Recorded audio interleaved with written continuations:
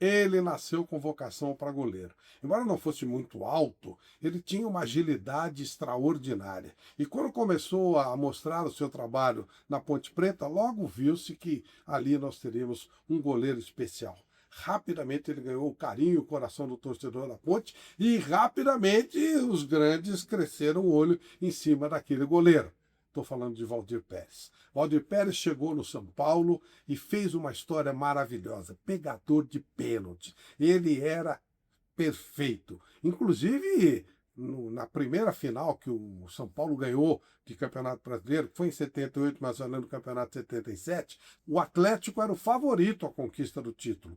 Mas, graças ao Waldir Pérez, o time foi ganhando frieza e quando o jogo foi para os pênaltis, ele deixou os jogadores do Atlético Mineiro enlouquecidos com várias provocações, tanto que eles erraram vários pênaltis. São Paulo chegou a errar o primeiro, mas mesmo assim, graças ao Waldir Pérez, a coisa foi revertida. E essa confiança, essa força que ele tinha, fez com que fosse chamado para a seleção brasileira e fizesse defesas de pênaltis extraordinários, inclusive do imbatível Paul Breitner, nos giros que a seleção de 82, a maravilhosa seleção, fez por todo o continente, inclusive pela Europa, né, com muito destaque nesses jogos da Alemanha. A seleção brasileira teve em Waldir Pérez o seu grande destaque. Chegou na Copa com muita confiança. Tele Santana tirou Emerson Leão, que era o mais badalado, porque confiava em Waldir Pérez. Mas coisas do destino. Logo no primeiro jogo ele falhou, teve uma falha importante que não deu em nada porque o Brasil virou. Só que depois disso ele não falhou mais, mas ficou aquela história da primeira falha, da falha do primeiro jogo.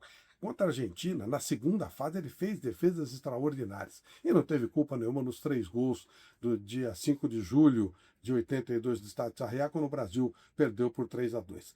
A verdade é que, aos poucos, o Waldir foi perdendo espaço, foi para o Corinthians, ainda teve algum destaque, rodou por alguns outros times, mas quando a carreira terminou, a ideia era ser treinador, coisa que jamais deu certo na vida dele. O grande goleiro não repetiu a sua condição como grande treinador. Andou por vários times pequenos, depois ele resolveu tentar a política, também não teve sucesso, teve baixíssima votação, e acabou seguindo a sua vida, fazendo pequenas coisas, dando dedicação à família, o que aconteceu, inclusive, em 2017, quando ele foi a Mojimirim para um aniversário. Almoçou numa boa, tranquilo. Quando estava indo para a festa, sentiu-se mal.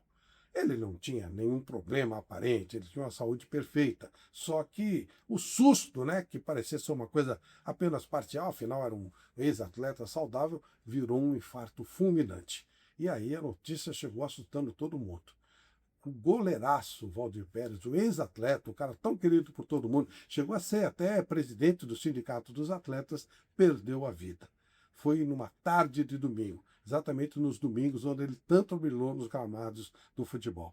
Waldir Pérez foi embora, deu um voo rumo ao céu, desapareceu dos nossos estados, dos nossos gramados, da nossa convivência, mas jamais desaparecerá da nossa memória. É por isso que a gente presta com muito carinho, em nome da Prêmio Auto Shopping, homenagem ao querido Waldir Pérez. E ele está lá, no Panteão dos Deuses da Bola, no Panteão do Prêmio Auto Shopping.